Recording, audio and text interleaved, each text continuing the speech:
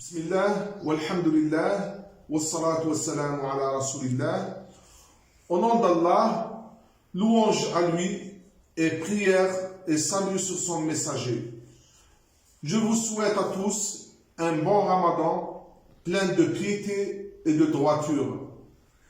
Mes frères et sœurs francophones, musulmans et non musulmans, assalamu alaikum, bonjour.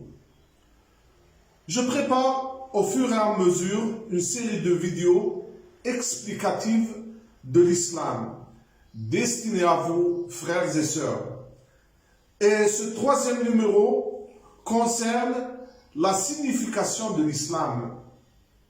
Mais avant ça, un petit rappel. L'islam est là pour la promotion du bien et la minimisation du mal et la réalisation des intérêts des êtres humains. Et la charia, qui est l'ensemble des lois islamiques, définit la voie de l'islam et lui donne un sens et vise à protéger la religion, la vie humaine, la progéniture, la raison et les biens. On a parlé aussi du savoir, qui, normalement, son importance ne se discute pas. Je vais juste mentionner la citation que j'apprécie beaucoup. Celui qui veut la belle vie doit s'acquérir du savoir. Et celui qui veut la vie de l'au-delà devrait s'acquérir du savoir. Et celui qui les veut ensemble devrait s'acquérir du savoir.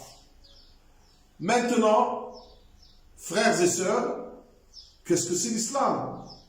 L'islam est la soumission, la subordination et la servitude à Allah, Seigneur des mondes. Facultativement non forcée, et aussi la religion d'Allah, le bon Dieu, pour l'humanité, par laquelle il a envoyé les prophètes et les messagers. D'Adam jusqu'au messager Mohammed, la paix et le salut soient sur eux. Et aussi la religion du messager Mohammed, transmise par Allah, le bon Dieu. Et ainsi, c'est la continuité. Un seul Dieu, Allah, une seule religion, l'islam, pour toute l'humanité. L'islam est aussi la bonne réponse à ce qui occupe l'esprit humain en termes de venue. Et pourquoi on est venu? Et quel est notre destin? Afin que les réponses soient suffisantes, commodes et confortables pour ces questions. Mes chers frères et sœurs, l'islam, c'est accepter les enseignements d'Allah, qu'il a révélés à son dernier prophète Mohammed. La paix et le salut soient sur lui. Et s'y soumettre volontairement. Les musulmans croient en un seul Dieu, Allah, qui est unique et incomparable, qui n'a pas de fils ni de partenaire, et que personne ni rien n'a le droit d'être adoré à part lui, et lui seul. Il est le véritable Dieu, et toutes les divinités sont fausses. Il possède les noms les plus magnifiques, et ses attributs, ses fatihs, sont sublimes, azima, et parfaits. Kamila. Personne ne partage sa divinité, ni ses attributs. Dans le Coran, Allah se décrit lui-même en ces termes. Dit, il est Dieu unique. Dit, il est Dieu unique. Dieu, le seul à être imploré pour ce que nous désirons. Il n'a jamais engendré, n'a pas été engendré non plus, et nul n'est égal à lui. Sourate Al-Ikhlas.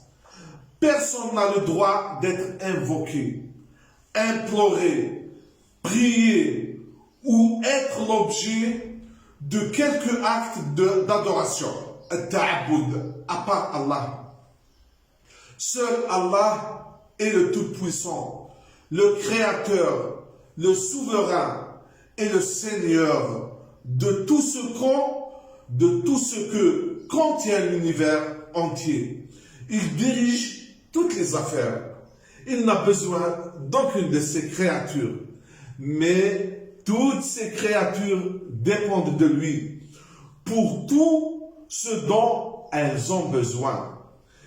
Il est celui qui entend tout, As-Sami', qui voit tout, Al-Basir, et qui sait tout, Al-Alim. D'une façon parfaite, son savoir embrasse toutes choses.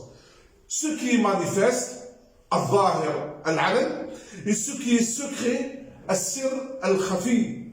Ce qui est public et ce qui est privé. Il connaît les choses du passé, les choses qui arriveront et comment elles arriveront. Rien n'arrive en ce monde si ce n'est pas sa volonté.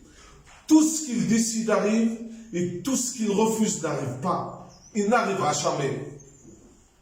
Sa volonté est au-dessus de celle de tous. Il est le grand pardonneur, Al-Ghaffar, le très miséricordieux, Al-Rahman Al-Rahim, et le très bienfaisant, Al-Wahhab, Al-Razzaq, Al-Muhsin. Dans un des hadiths du prophète Mohammed, la paix et le salut soient sur lui, il est dit qu'Allah est plus miséricordieux envers ses créatures que ne l'est une mère envers son enfant. Allah est très loin de l'injustice et la tyrannie. Il est très sage, Hakim, dans toutes ses actions et ses lois.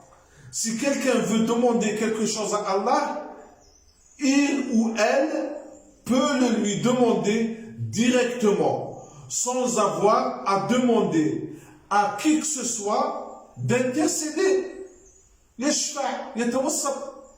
Auprès de lui en sa faveur. L'islam rejette également le fait d'attribuer à Allah quelque forme humaine que ce soit.